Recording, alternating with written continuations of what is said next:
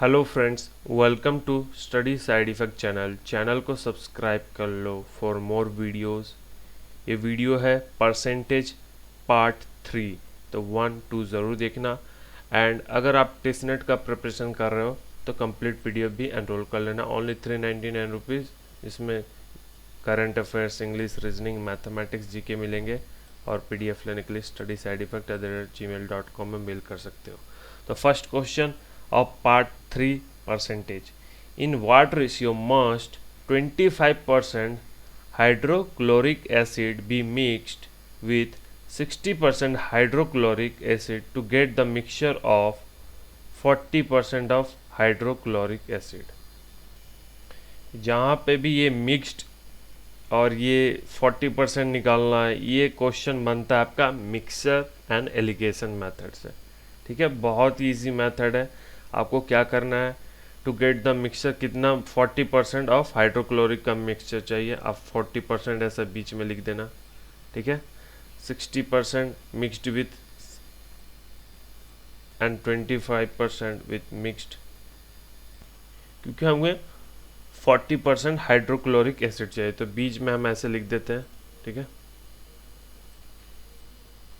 अब क्या करना है, 60% hydrochloric mixed with the 25% of hydrochloric 25%। और ये रेशियो वाला ही क्वेश्चन अधिकतर ये पूछेंगे आपको मिक्सचर एलिगेशन में। तो 60% एंड 25% लिख दिया, हमें कितना लाना है 40%। तो कैसे निकालेंगे, कितने रेशियो में आएगा, क्या करेंगे हम, ये वाले से ये वाले को माइनस करके हम इधर लिखेंगे 20, माइनस करेंगे 60 से 40 तो 20 आ जाएगा।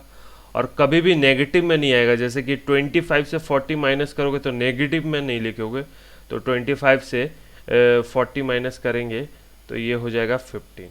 ठीक है, 15:20 रेशियो में ये मिक्स्ड होगा।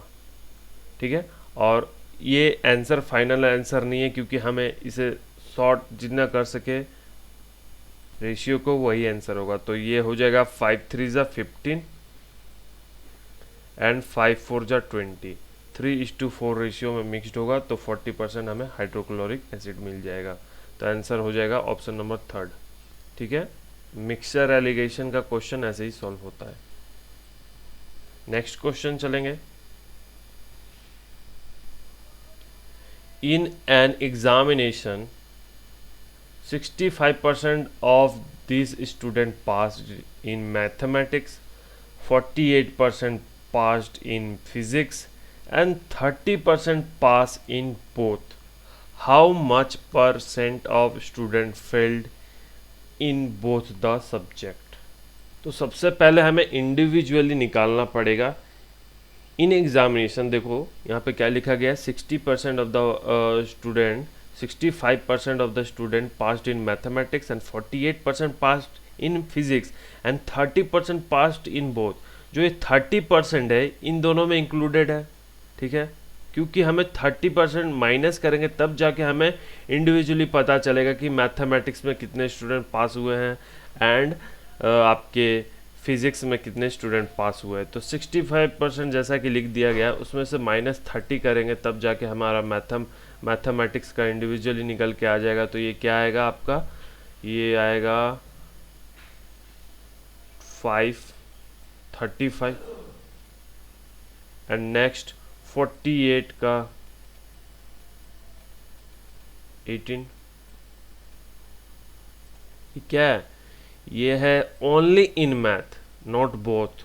ठीक है, क्यों 30% माइनस करेंगे तो ओनली इन मैथ निकल के आ गया, और 18% 30% में 48% से 30% माइनस किए थे only in passed in physics.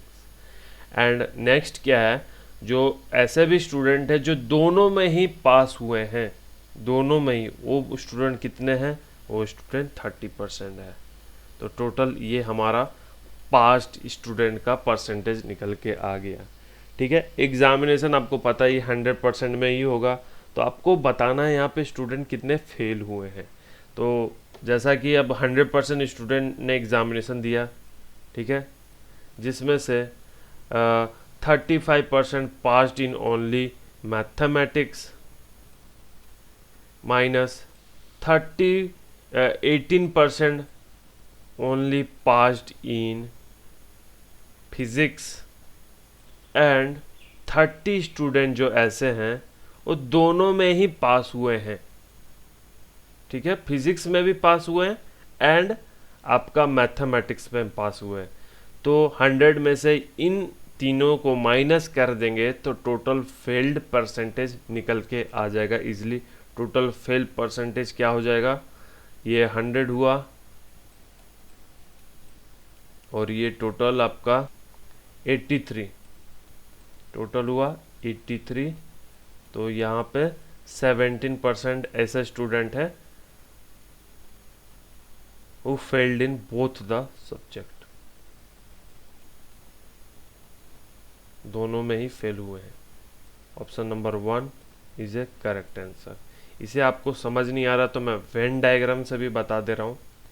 ये देखो वेन डायग्राम से इसे मैं बता रहा हूँ आपको।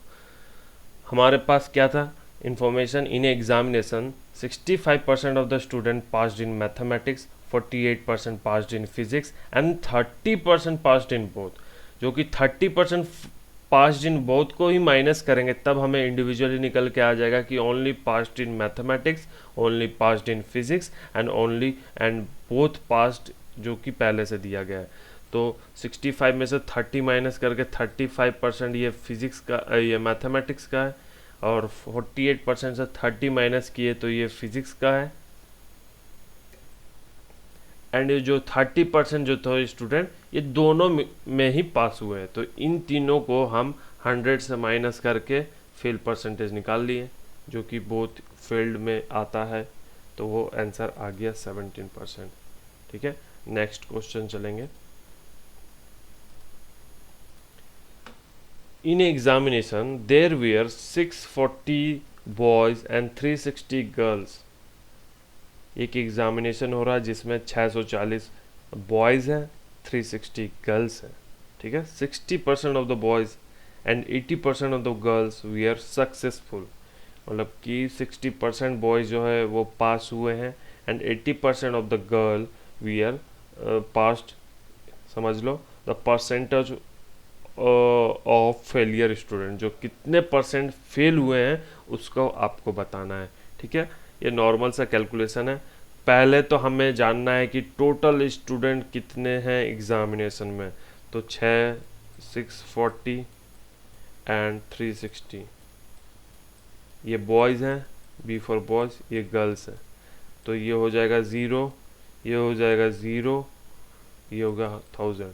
तो 1000 स्टूडेंट है टोटल इन एग्जामिनेशन, 1000 स्टूडेंट है टोटल इन एग्जामिनेशन में।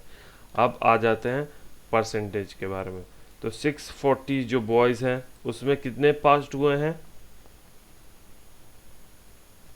उसमें 60% पास्ड हुए हैं 640 में से, एंड 360 में 80% पास्ड हुए हैं गर्ल्स।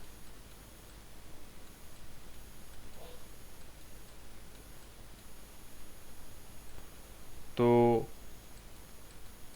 इसका परसेंटेज क्या होगा, इसका 60% 640 का 384 एंड 288 ये हो जाएंगे आप।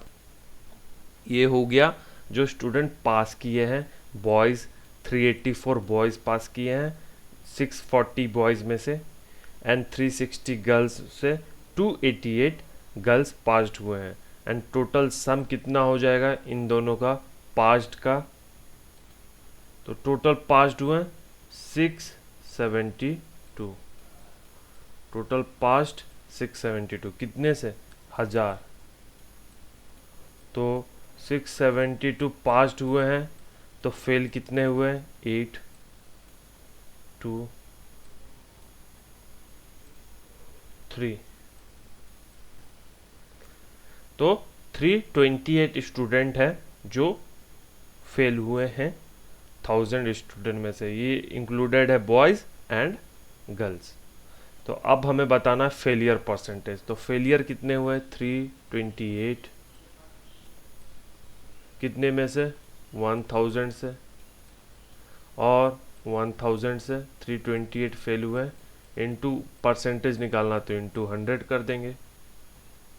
तो ये हुआ आपका 32.8 आंसर। ये 10 से गया ये, तो 32.8 द परसेंटेज ऑफ फेलियर, ये आपका आंसर निकल के आ गया। ठीक है, आंसर आ गया। 1000 टोटल स्टूडेंट थे, जिसमें से 64 बॉयज़ थे, 360 गर्ल्स थे। 640 में से 60% बॉयज़ पास्ड हुए थे, और 360 से 80% गर्ल पास हुए थे। दोनों का पास परसेंटेज निकाल कर टोटल कैंडिडेट निकाल दिए, फिर माइनस कर दिए टोटल कैंडिडेट से, और फेलियर निकल के आ गया। और फेलियर कितने में हुए हैं? 1000 स्टूडेंट से फेलियर हुए 328, और इंटू 100 कर दिया, परसेंटेज निकल के आ गया 32.8%। नेक्स्ट क्वेश्चन, ये सब परसेंटेज से रिलेटेड क्वेश्चन लाया हुआ, ये इसी जो स्टूडेंट स्पीकिंग यही सब वाले क्वेश्चन मिलेंगे ये पार्ट में आपको। In a group of student 70% can speak English. एक ग्रुप है स्टूडेंट का जिसमें 70% कैन स्पीक इंग्लिश, इंग्लिश बोल सकते हैं, एंड 65% कैन स्पीक हिंदी, 65% जो है हिंदी बोलते हैं। If 27% of the student can speak none of two language, then what is the percentage of the group can speak both the language? ठीक है, ये आपको बताना है। what percent of the group can speak both the language? सबसे पहले कहीं पे भी एक परसेंटेज आ जाए, 100 से हम कंपेयर करते हैं। 100% स्टूडेंट हैं, ठीक है, जिसमें से पहले ये सब छोड़ो, 70% ये सब नहीं, इसमें से कोई भी स्टूडेंट कुछ नहीं जो लैंग्वेज जानता है, वो कितना है? 20%। तो 20% माइनस कर देंगे 3,